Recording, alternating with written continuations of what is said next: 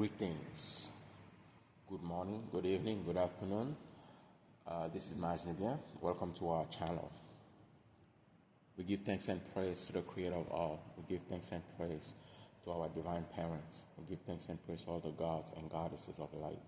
We give thanks and praise to all our ancestors, known and unknown. We give thanks and praise to all the sentient beings of light.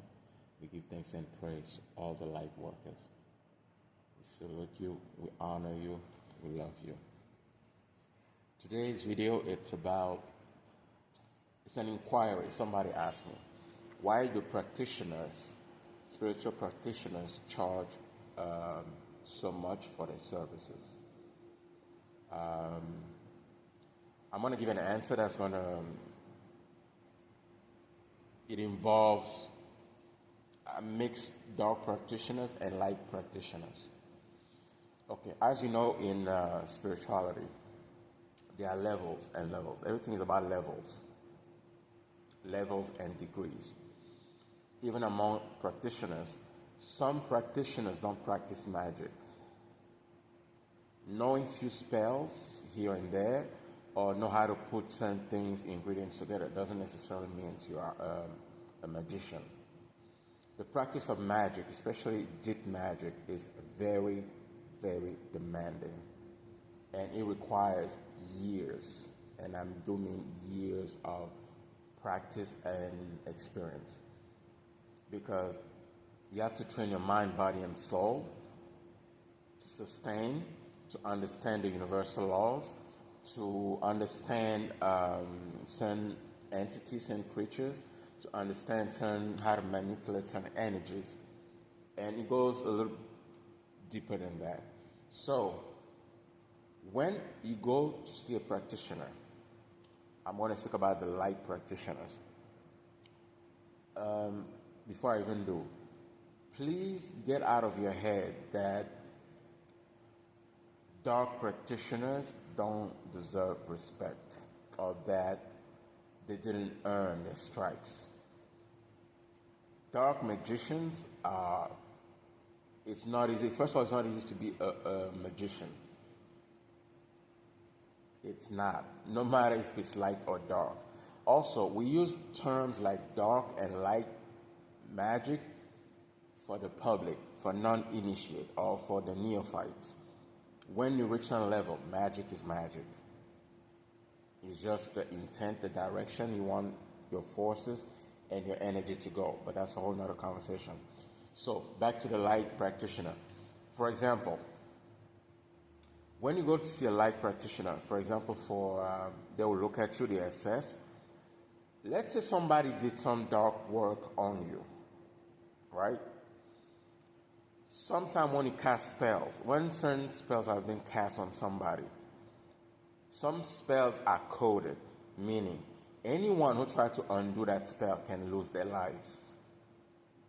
Anyone. So when you hire somebody like that, he's putting his life in danger.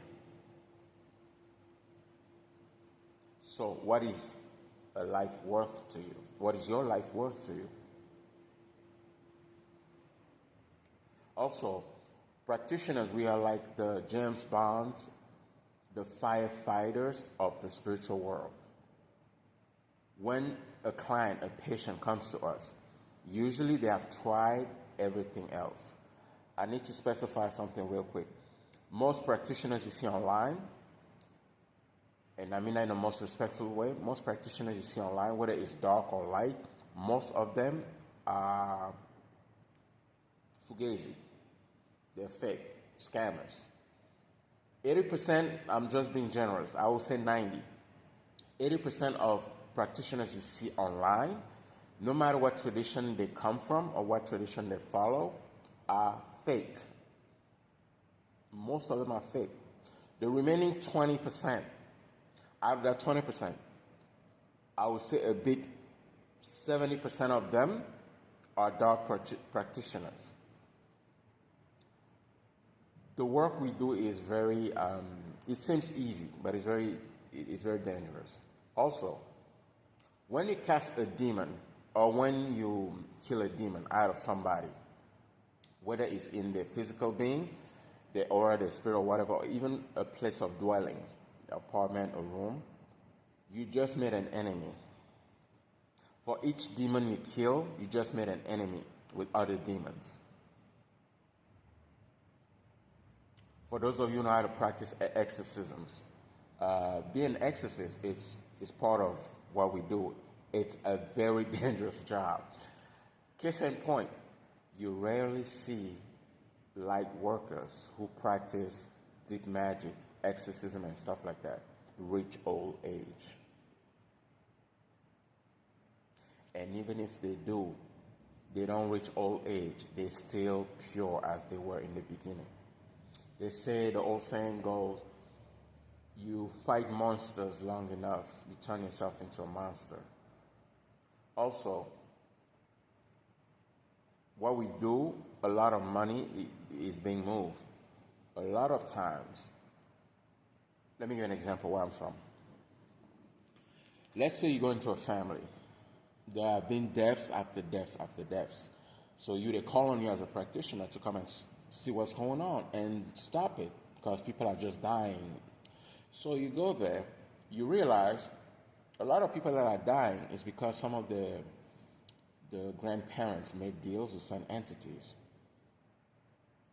And since the grandparents are no longer there, they didn't teach anybody in the family how to serve those spirits. So the spirits come and serve themselves.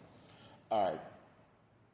For you to get rid of something like that, sometimes a person in the family who's aware of what's going on will try to bribe you. They will bribe you so you don't do your work properly. And let me tell you, a lot of practitioners get seduced. There's a lot of money going on in the spiritual business. A lot. Also, one of my first trainers, or my first teachers, was Orthodox exorcist priest. He taught me some of the very first things I knew many years ago. As I'm speaking, he's so wealthy, but he stopped doing light work. Everything he does now is just darkness, because people would bribe him left and right. Hey, you will see a father did something to their daughters or their sons. He comes. The father would say, hey man, I'll give you a couple $1,000 if you don't remove what I did to my son, because what I did to my son makes me wealthy. So here's a couple $1,000 for you. Keep your mouth shut. Act like you're doing something and go on about your way. Temptations are, there's a multitude of temptations when we do what we do. Also, a lot of people who come to practitioners for work don't respect what we do. Except in some countries, especially third world countries, or let me just say non-Western countries. It's a very dangerous job what we do. That's why sometimes we charge a lot. Because me healing you, spiritually speaking, your enemies become my enemies. Your demons become my demons. Some of your bad karma becomes my bad karma. Of course, there are rules. I always tell because some practitioners don't know better. Even when I say light workers, I honor you, I salute you. Most light workers don't do magic. They don't. The field of magic is a very fulfilling, dangerous, and very demanding field. I specialize in protection and defense against the dark arts. I specialize in healing, mostly uncurable STDs for now, like AIDS and healing, I should say. I focus on healing. I cannot cure, diagnose, or cure anything. I have to respect the FDA guidelines. So AIDS, herpes, and stuff like that. By the way, if you're interested, please call and text me on WhatsApp at 917-651-6044. Sorry if I speak too fast.